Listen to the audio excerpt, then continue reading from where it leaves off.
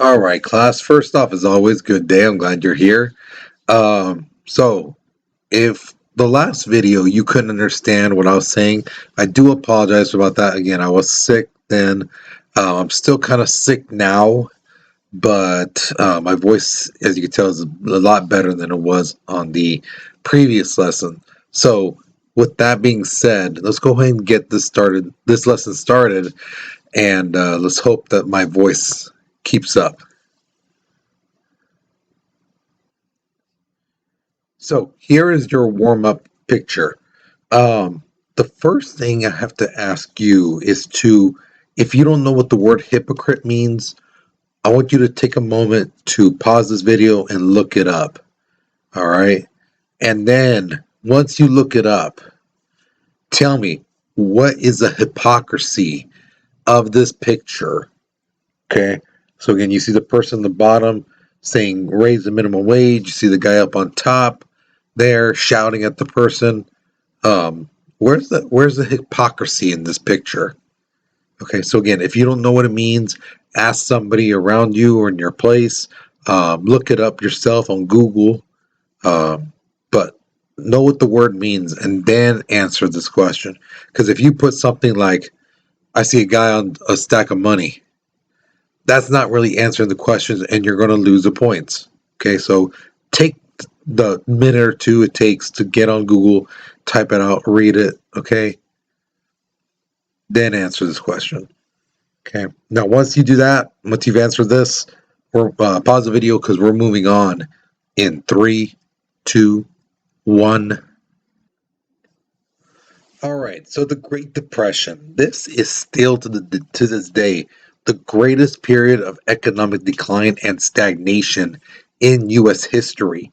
So basically, the stock market just went down and just kept going down and stayed down basically from October 1929 until 1933. So almost 4 full years the stock market just crashed, kept going down and down and down. And it never really came up, like shooting way up. If it went up, it went very little and then continue going down or staying the same. That's what stagnation means. All right. Now, our numbers didn't fully recover until 1939. So basically, as you see it from the notes, the crash happened in October 1929. And for us to get back to those numbers, it took a full 10 years to get back to those numbers right before the crash. Now, during this time, 1 in 4 person couldn't find a job. Now, like I explained in class, I don't mean like, oh, I can't find a job, I'll just apply somewhere else. No, these guys could not find a job anywhere. I mean, even shoveling horse crap, you know, babysitting kids. There's no job available for that 1 in 4 person. So they were without a job, and people were like desperate to have some type of money coming in. Even they would work for food. Just don't even pay me. Just give me some food so I could feed my family, feed my kids, things like that. Things were really, really bad. And the thing is, these guys were getting paid really, really low. So some places I've read about, their pay got cut 91%. Now, just to give you an example of this, minimum wage right now is like $15, right? So if you cut 91%, that leaves only 9%. So $15 times 9% is $1.35. So imagine getting paid instead of $15 an hour, only $1.35 for every hour. And you work 8 hours, you might get like $10 a day. And try to pay your bills, your rent, all this stuff on $10 a day. Yeah, it's not gonna work. So these guys were really, really suffering. And the thing is too, you have to remember, the dollar bill lost its value. So there'd be people where they would have a wheelbarrow full of money and they'd probably get like a loaf of bread for it. because again, money was worthless. Okay. So now, continuing what we learned in the last video, this is a time where people started really appreciating unions because again, the workers are getting the low pay, but the owners, the managers, the top people, they were living large during this time. They were living well. They didn't have to worry about where their next meal was coming. They had enough money to pay for it. And this is where some people realize, like, wow, these up and up people, these billionaire people, they don't give a crap about us. They don't know what it's like to struggle. So people started having a more favorable look at unions. So this guy you see in that picture there, that's Philip LaGuardia. He helped set up laws that prevented federal courts from issuing rulings against unions. Because again, if you watched the last video, when the unions went against the company, all the company had to do was go to court, and then the court would say, "Yeah, unions, you're guilty. You gotta stop what you're doing," and the companies would always win. Now, the companies had to negotiate. They couldn't stop the workers from striking, picketing, boycotting. And now the companies actually had to sit down and talk to the companies or to the unions. And this is where a lot of things we have nowadays that we take for granted came up. 5-day work week, 8-hour work days, paid vacation, uh, like vacation time, things like that really came up during this time. You know, uh, safety issues, things like that. So, like I said, other laws and government agencies were created, and some of these government agencies that were created were meant to help and protect us, the workers. So you have like the National Labor Relations Act, the National Labor Relations Board, the Fair Labor Standard Act. These things were created to help the workers feel safe, knowing that the company can't use dangerous chemicals around us, that they can't force you to do something that could be potentially life dangerous to you without compensation, and you have to agree to it, and if let's say they tell you, hey, we want you to mix this paint on this building, and you find out, hey, it's toxins, it has like really bad chemicals it's bad for you to ingest because you might get cancer and stuff like that. Nowadays, you can call places like OSHA, you can call agencies, and they will shut that place down. And then you have rules for like suing that company, because again, your safety comes first. Now, World War II happened, and when we come back from World War II, public opinion changed again because now there was a scare that the communists were in the United States, and people feared that the communists had taken over the unions. Now, did they? No. Okay, they did not. But there was one organization that took over one particular union, like the Mafia. The Italian Mafia actually took over one union, the Teamsters in particular. So yeah, there was that. They had some dealings going on. Now, the other thing too, besides the communist scare, was the upset for the loss of production due to strikes. So some people, this is where I say at the time of people being selfish, really started to come in to the American consciousness. People will be like, well, where's my sofa? I ordered a sofa 2 weeks ago. Why isn't it here? Oh, well, at the sofa company, there was a strike, and the people are fighting, trying to get better wages, better working conditions.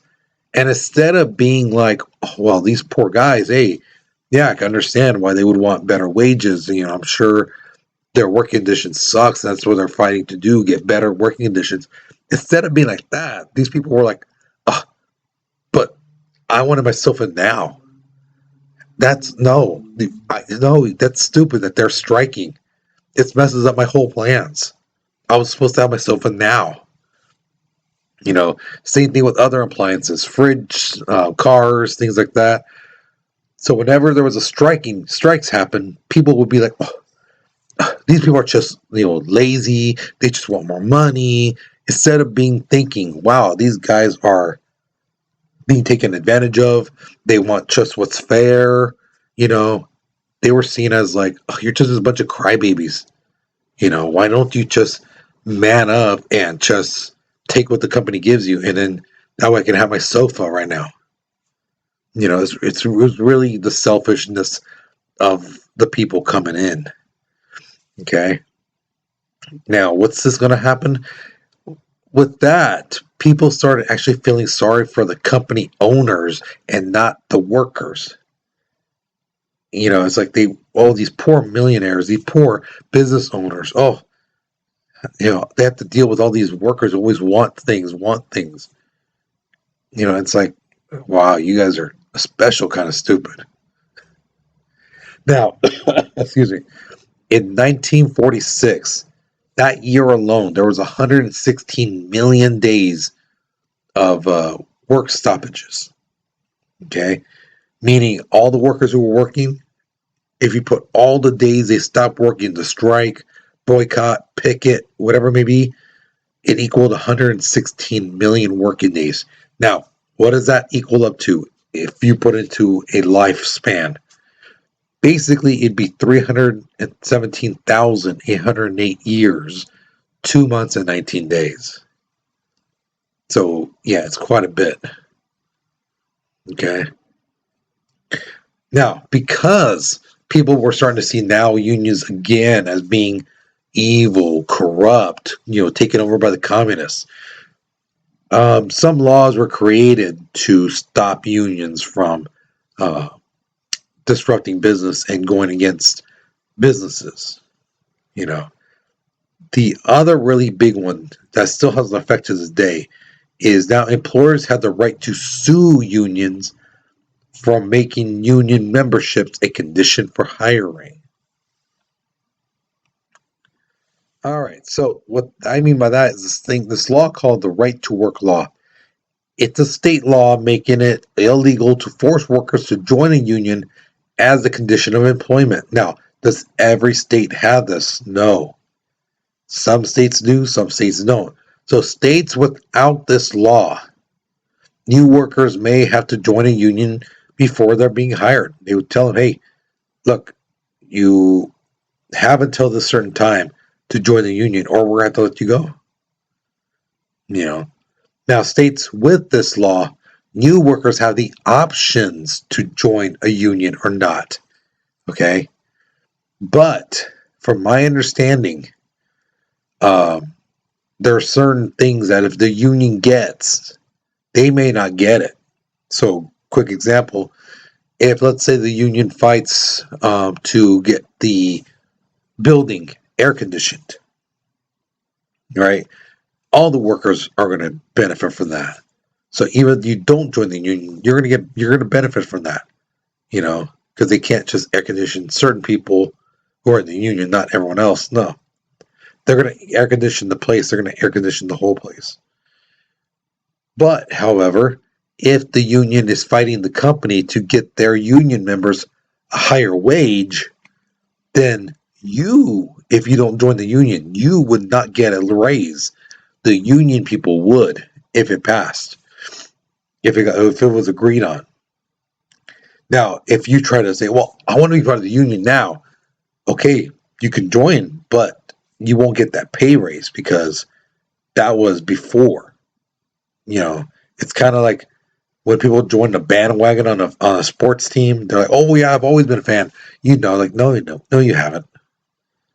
Same thing with the union. They're like, you weren't with us then supporting us while we were fighting to get that pay raise, so you don't get the benefit of that now. If we do it again another 2 years or a year or whatever, then sure, yeah, because now you're with us, but you won't get that pay raise that just passed.